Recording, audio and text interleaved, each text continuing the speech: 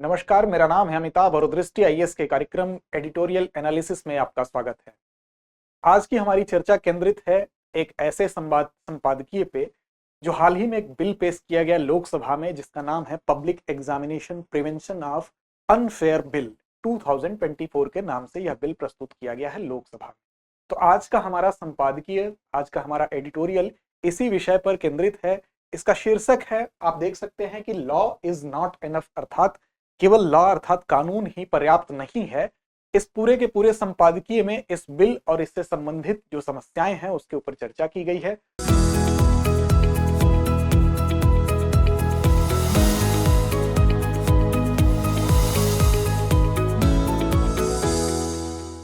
तो आइए देखते हैं इस पूरे संपादकीय को हम किन बिंदुओं के अंतर्गत समझेंगे। सबसे पहले उसकी रूपरेखा को देख लेते हैं।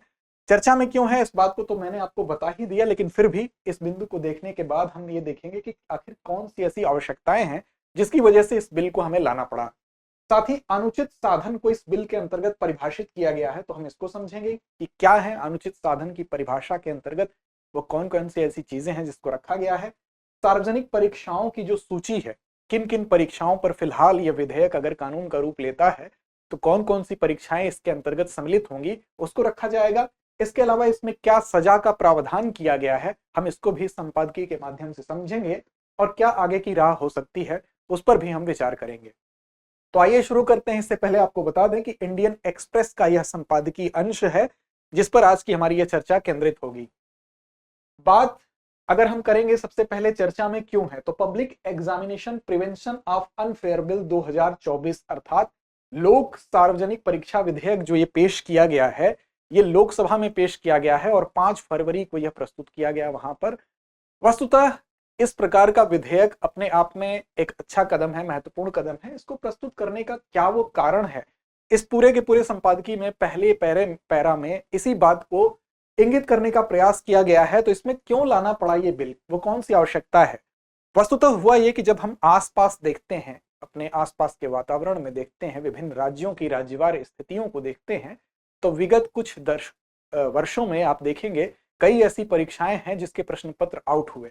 ऐसे में जो आंकड़ा कहता है वो कहता है कि 16 राज्यों के 48 मामले सामने आते हैं जिसमें 1.2 लाख लोग जिस पद पर आसीन होते, अर्थात जिस पद पर सेलेक्ट होते वो अभ्यर्थी, वो ऐसे 1.2 लाख जो पोस्ट थी वो प्रभावित हुई। और इसमें जो परीक्षार्थी थे जो प्रत्यक्ष अप्रत्यक्ष रूप से इन पदों पर आवेदन किए थे, इससे जुड़े हुए थे, तो 1.51 करोड़ आवेदक इससे प्रभावित हुए। अर्थात वो परीक्षाएं जब निरस्त होती हैं तो इतने परिवार उसमें सफर कर रहे थे। ये एक बहुत बड़ा आंकड़ा है जो कि राज्यवार जहां पर भी ये छात्र सफर कर रहे हैं उसमें उनके आक्रोश को कहीं ना कहीं बढ़ाता है। अब आप देखें इसमें जो कदाचार है, परीक्षाओं में जो देरी है और रद्दीकरण की प्रक्रिया है, इसके माध्यम से क्या होता है कि हमारे समाज में जो भ्रष्टाचार का लेवल है वो परीक्षा एजेंसियों तक, विभिन्न माध्यमों तक ऐसी पहुंच हो गई है कदाचार की कि उसके माध्यम से पर्चा लीक होता है। और यह प्रक्रिया इतनी विलंबित होती है, इतनी विलंब से होती है कि जो 1 वर्ष में पूरी होने वाली प्रक्रिया है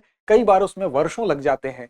कुछ राज्य ऐसे देखने में आए जहां पर बार बार एक ही परीक्षा का प्रश्न पत्र लीक होता है। कई जगहों पर ऑनलाइन माध्यम में भी सेंधमारी देखी गई। तो ऐसे में सरकार ने महसूस किया कि क्यों न एक विशिष्ट इस दिशा में कदम उठाया जाए, एक ठोस कानून को ले आया जाए। क्योंकि आपको पता है कि शिक्षा ही वो माध्यम होता है जिसके माध्यम से एक परीक्षार्थी स्वयं को तैयार करता है, अपने को रोजगार के लिए, अपनी आर्थिक सुरक्षा के लिए अपने आप को राजी करता है।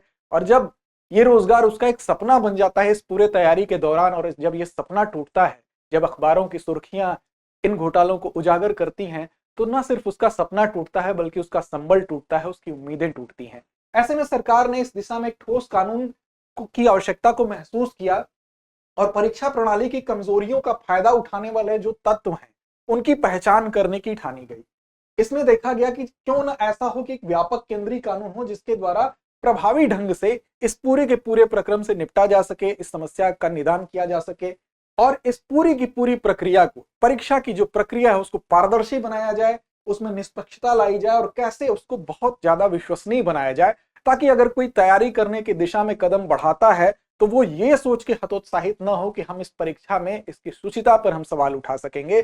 वो ईमानदारी और वास्तविक प्रयास करने से कभी भी हतोत्साहित न हो, बल्कि उसको ये बिल अगर कानून के रूप में आता है तो उसको एक पुरस्कार के जैसा प्रतीत हो। बेसिकली ये वो कारण था। अब इसमें अनुचित साधन को परिभाषित किया गया इस पूरे के पूरे विधेयक में। आपको पता है कि यह विधेयक है, लोकसभा में भी प्रस्तुत किया गया है, फिर राज्यसभा में वहां से पास होने के बाद अगर ये पास होता है, राष्ट्रपति के हस्ताक्षर के बाद, मुहर के बाद अगर ये कानून का रूप लेता है तो ये सारे प्रोविजन लागू होंगे। तो बेसिकली इसमें अनुचित साधन को भी डिफाइन किया गया है कि अनुचित साधन की कैटेगरी में आएगा क्या क्या। तो देखिए इसमें जो धारा 3 है इस विधेयक की, उसमें 15 ऐसे कार्यों को सूचीबद्ध किया गया है जिनको कि अनुचित साधन के अंतर्गत माना जाएगा। और जब आप इन 15 कार्यों का अर्थात इन अनुचित साधनों का उपयोग करते हुए पाए जाएंगे तो आपके ऊपर नकेल कसी जाएगी। आप इस कानून के अंतर्गत जो दंड का प्रोविजन किया गया है, जो पनिशमेंट दिया गया है, आप उसके भुक्तभोगी होने के लिए अर्ह माने जाएंगे। इसमें देखिए कि आप कभी भी मौद्रिक या गलत लाभ के लिए अगर प्रयास करते हैं, मतलब लाभ कमाने के लिए अगर ऐसी अनौपचारिक गतिविधियों में आप लिप्त होते हैं, प्रश्न पत्र या उत्तर कुंजी का लीक होना पहला जो चीज है, अगर आप प्रश्न पत्र लीक करते हैं या उत्तर कुंजी पहले ही आप प्राप्त कर लेते हैं किसी भी प्रकार की मिली भगत के माध्यम से। मिली भगत का मतलब वो किसी भी ऐसी संस्था से, किसी भी ऐसे व्यक्ति के थ्रू अगर आपकी पहुंच प्रश्न पत्र या उत्तर कुंजी तक होती है तो वो अनुचित साधन के अंतर्गत माना जाएगा, पहली बात ये। दूसरा है कि पेपर जब होता है ऑफलाइन माध्यम में तो OMR शीट होती है, ऑनलाइन माध्यम में भी होती है। उसमें क्या है, ऑप्टिकल मार्क रिकॉग्निशन अर्थात OMR। तो OMR तक अगर आपकी पहुंच होती है तो ऐसे में आप जो रिस्पांस शीट है वहां तक अगर पहुंच होती है तो ऐसे में आप दोषी करार दिए जाएंगे इस आधार पर कि अनुचित साधन तक आपकी पहुंच है। OMR में किसी भी प्रकार का छेड़छाड़ अगर आपने किया, कई बार देखने में आता है परीक्षाओं में कि OMR जमा होने के बाद में उसमें छेड़छाड़ कर दिया जाता है, कई बार सादा OMR लोगों से जमा करवा लिया जाता है। तमाम ऐसी आपको पद्धतियां दिखाई देंगी जिसके माध्यम से इस व्यवस्था में सेंधमारी की जाती है। कोई भी अनधिकृत व्यक्ति द्वारा अगर सॉल्व किया जाता है, कई बार देखने में मिलता है, कई राज्यों में देखने को मिला कि सॉल्वर गैंग पकड़े जाते हैं, पूरा का पूरा सिंडिकेट काम करता है। और ऐसी दशा में अगर कोई भी सॉल्व करते हुए आपके जगह पर दूसरा व्यक्ति पाया जाएगा तो इस पूरी प्रक्रिया को अनुचित साधन के अंतर्गत काउंट किया जाएगा। इसके अलावा कंप्यूटर नेटवर्क हो गया, ऑनलाइन परीक्षाओं में ये अक्सर देखने को मिलता है। हाल ही में दिल्ली में एक मामला हुआ था जिसमें कि रशिया पे बैठा एक हैकर यहाँ की परीक्षा को इसमें सेंधमारी लगा के और रशिया से हैक करके और वहां से सॉल्व करके प्रश्न पत्र को यहाँ पर हल कर रहा था, तो ये पकड़ा गया। तो कंप्यूटर नेटवर्क में किसी प्रकार की आप छेड़छाड़ करते हैं, कंप्यूटर रिसोर्स में अगर किसी प्रकार की छेड़छाड़ करते हैं, आप कई बार देखा गया अभ्यर्थी ऐसे भी पकड़े गए जो मास्क में चिप लगाए हैं, ब्लूटूथ डिवाइसेस का इस्तेमाल करते हैं। अब तो छोटे छोटे ऐसे डिवाइसेस मार्केट में हैं। इस प्रकार की अगर गतिविधि में लिप्त हैं तो भी आप ये माना जाएगा कि इस दायरे में आते हैं। कंप्यूटर सिस्टम के साथ छेड़छाड़ हो, उम्मीदवारों की शॉर्ट लिस्टिंग, अगर कभी भी जैसे मान लीजिए एक उम्मीदवार है, उसने प्रीलिम्स की परीक्षा पास कर ली, मेंस पास कर लिया और अब उसको शॉर्ट लिस्टिंग के आधार पर, उसके अंकों के आधार पर शॉर्ट लिस्टिंग होनी है और उसको IAS अलॉट होने लायक उसके मार्क्स हैं, लेकिन उसमें उसकी योग्यता और रैंक को प्रभावित किया गया, इस दौरान उसको इस प्रकार से छेड़छाड़ किया गया कि उसको IAS की जगह हो सकता है IDAS मिल जाए या अन्य नीचे के कोई पद मिल जाए। तो इस प्रकार की छेड़छाड़ को भी इसके अंतर्गत शामिल किया गया। साथ ही फर्जी वेबसाइट का निर्माण कई बार करके झूठे आवेदन लिए जाते हैं, आवेदन के नाम पे कई करोड़ रुपए वसूले जाते हैं अलग अलग अभ्यर्थियों से। यह बड़ी रकम, एक बड़ा घोटाला है। इसको भी फर्जी वेबसाइट का निर्माण करके ऐसे आवेदन लेना, परीक्षा का विज्ञापन डालना, इसको भी सम्मिलित किया गया है इस अनैतिक कार्य के अंतर्गत। साथ ही फर्जी परीक्षा का अगर आप संचालन कराते हैं, नकली प्रवेश पत्र जारी करते हैं परीक्षाओं के नाम पर, धोखाधड़ी या मौद्रिक लाभ के लिए ऑफर लेटर जारी किए जाते हैं। कई बार देखने में आया, खासकर रेलवे की परीक्षाओं में कई अभ्यर्थी ठगे जाते हैं। सीधे साधे अभ्यर्थी इन जालसाजों के चंगुल में आते हैं।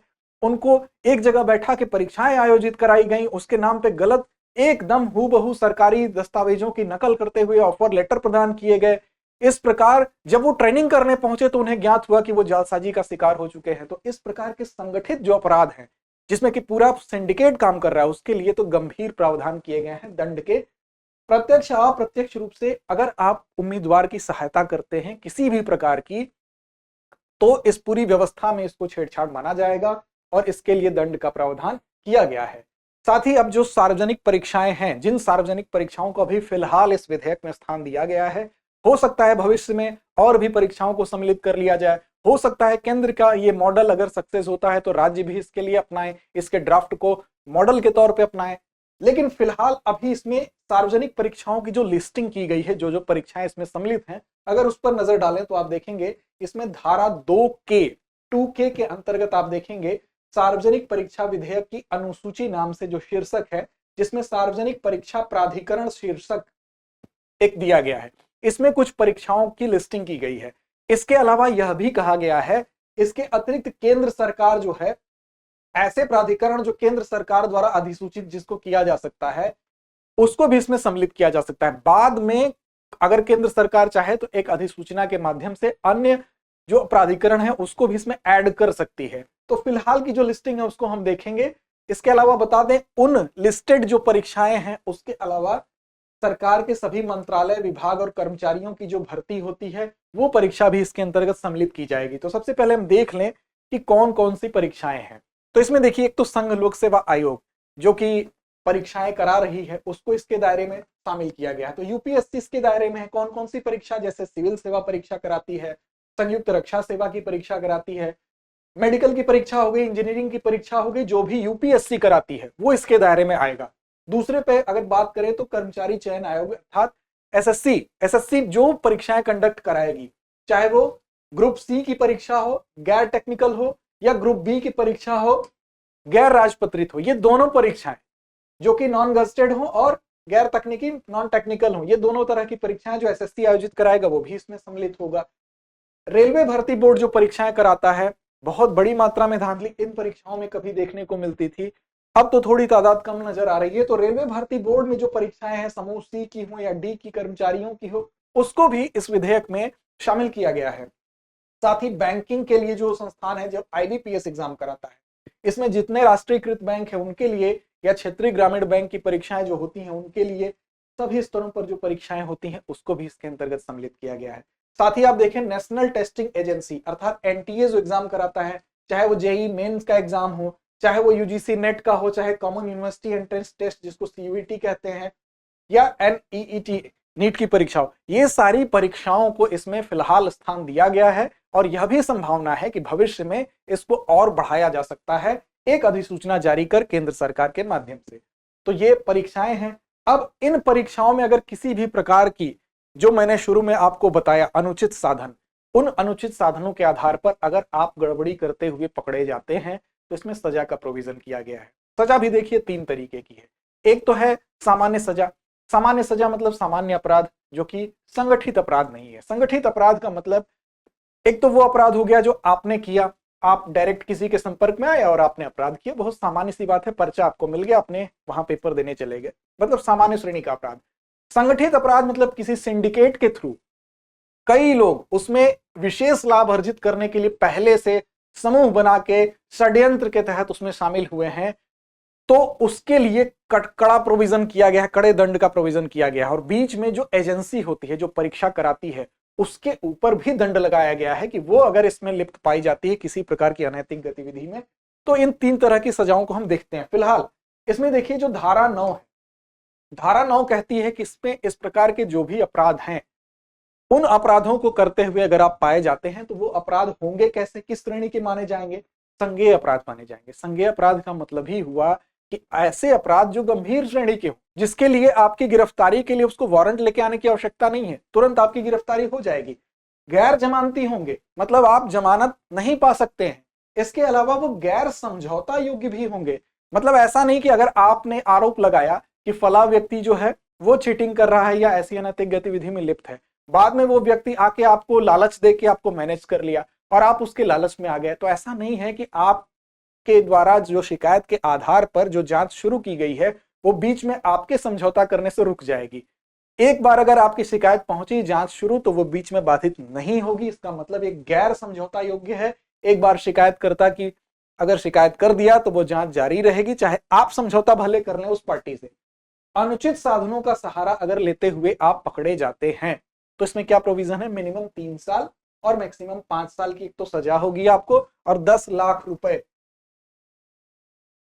ये सामान्य सजा के तौर पर है।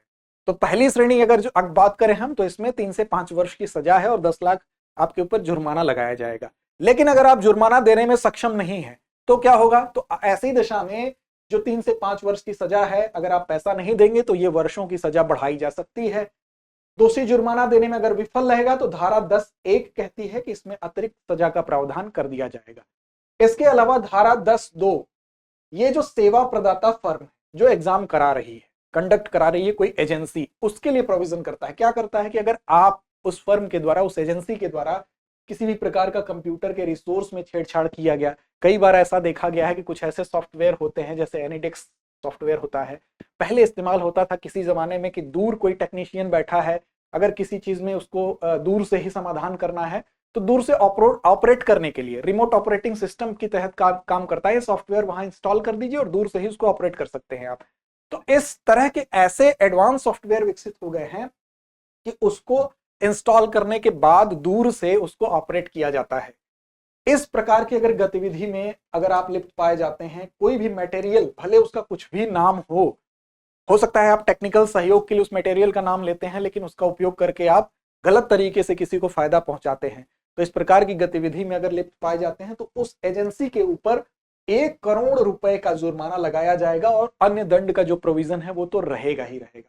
साथ ही देखें, जो संगठित अपराध, तीसरी श्रेणी सबसे गंभीर श्रेणी है, इसमें अगर आप पेपर लीक करते हैं तो आपको कठोर सजा दी जाएगी। ये बशर्ते कि जो अनलॉफुल एक्टिविटी है वो ग्रुप के माध्यम से कॉन्स्पिरेसी अगर आप कर रहे हो विशेष लाभ अर्जित करने के लिए, तब इसके तहत आपको ये दिया जाएगा, आप संगठित अपराध माना जाएगा। लेकिन अगर संगठित अपराध है तो सबसे गंभीर दंड इसी के अंतर्गत क्या है, तो धारा 11(1) कहती है कि 5 साल तो मिनिमम और मैक्सिमम 10 वर्ष की भी सजा हो सकती है। साथ ही साथ जो जुर्माने की राशि है वो मिनिमम 1 करोड़ तो देनी ही देनी है, साथ में उस गंभीर प्रकृति पर निर्भर करता है, ये 1 करोड़ से अधिक भी हो सकती है। अगर लगता है कि पूरे के पूरे अभ्यर्थियों का संसाधन, उनका समय और बहुत ही गंभीर प्रकृति का ये अगर क्राइम नजर आता है तो ये हो सकता है कि जितने अभ्यर्थियों की राशि खर्च हुई है वो सारा जोड़ के इनके ऊपर जुर्माने राशि के रूप में वसूल कर लिया जाए। अब आप देखेंगे कमी क्या रही, कमी ये रही कि अब तक ये चुनावी मुद्दा क्यों नहीं बना, जो सीधे सीधे लोगों की समस्या से, लोगों के करियर से, लोगों के सपने से जुड़ा है, वो चीज चुनावी मुद्दा न बन पाना कहीं ना कहीं हमारी कमी है, इस समाज की कमी है। यही कारण है कि इतना समय लगता है जो चीजें सीधे हमारे जीवन से जुड़ी हैं उसको साकार रूप लेने में। ऐसे कानूनों को हमें तो उम्मीद है कि और पहले आ जाना चाहिए था। इसके अलावा अगर बात करें उदारीकरण के बाद, आपने देखा होगा 2008 और 2013 वो समय था जब आर्थिक रूप से काफी अनिश्चितताएं देखने को मिली पूरे ग्लोबल मार्केट में। ऐसी दिशा में जो प्राइवेट नौकरियां हैं उनके प्रति लोगों का रुझान कम हुआ और ऐसी दिशा में सरकारी नौकरियों की तरफ रुझान बढ़ा। लेकिन सरकारी नौकरियों में रुझान बढ़ने के साथ साथ जब इस प्रकार की चीजें सामने आती हैं तो कहीं ना कहीं उनकी शाख, उनकी गुणवत्ता, उनकी शुचिता पर सवाल खड़ा होता है। और ऐसे सवाल में सिर्फ जवाब के लिए ये कानून ही काफी नहीं है, इस कानून को बनने के साथ साथ उसका इम्प्लीमेंटेशन भी ठीक से हो, वो जरूरी है। आइए अब आगे देखते हैं आज के अभ्यास प्रश्न को, लेकिन आगे की राह में क्या हो सकता है उस पर एक बार विचार कर लें। तो आगे की राह में यही है कि हम शिक्षा की गुणवत्ता, शिक्षा की निष्पक्षता और शिक्षा पर विश्वास हमारा कायम रह सके, इसलिए इस बिल को कानून के रूप में देखना चाहेंगे और साथ ही केंद्र द्वारा प्रस्तावित इस बिल को अलग अलग राज्य, जहां पर कई बार आक्रोश, कई बार असंतोष देखने को मिला, कई परीक्षाओं में बहुत ज्यादा विलंब देखने को मिला, बार बार निरस्तीकरण, रद्दीकरण की प्रक्रिया देखने को मिली, वो भी इस प्रकार के कानून को एक मॉडल के तौर पर इस्तेमाल कर सकती है। हालांकि कुछ राज्यों में इस प्रकार की गतिविधियों के बाद कुछ कानून स्थानीय स्तर पर जरूर बनाए गए, लेकिन उनके दंड के प्रोविजन या उनके इम्प्लीमेंटेशन उतने बेहतर नहीं है, जिसकी वजह से इसका अपेक्षित परिणाम जो मिलना चाहिए वो अब तक शायद नहीं मिल सका है। तो आगे की राह में हम ये उम्मीद करते हैं कि सिर्फ ये कानून ही नहीं, संपादक महोदय ने भी यह बात बड़ी मजबूती से लिखी है कि सिर्फ ये कानून, इसका शीर्षक ही था कि सिर्फ ये कानून का होना ही महत्वपूर्ण नहीं है, बल्कि इसका सकारात्मक और गुणात्मक परिवर्तन दिखाई देना महत्वपूर्ण है। तो उम्मीद है आपको आज का संदर्भ, आज का संपादकीय समझ में आया होगा। लड़ते रहें, अपने लक्ष्य की ओर बढ़ते रहें। उससे पहले आपके सामने यह प्रश्न छोड़ के हम जाते हैं, इस उम्मीद के साथ कि इसका जवाब कमेंट बॉक्स में आप जरूर देंगे। Public examination prevention of unfair bill 2024 या 2024 लोकसभा में कब प्रस्तुत किया गया? 3 फरवरी, 4 फरवरी, 5 फरवरी या उपर्युक्त में से कोई नहीं। धन्यवाद। डियर व्यूअर्स, अपने एग्जाम की तैयारी को और बेहतर करने के लिए हमारे चैनल को लाइक, शेयर और सब्सक्राइब करना न भूलें।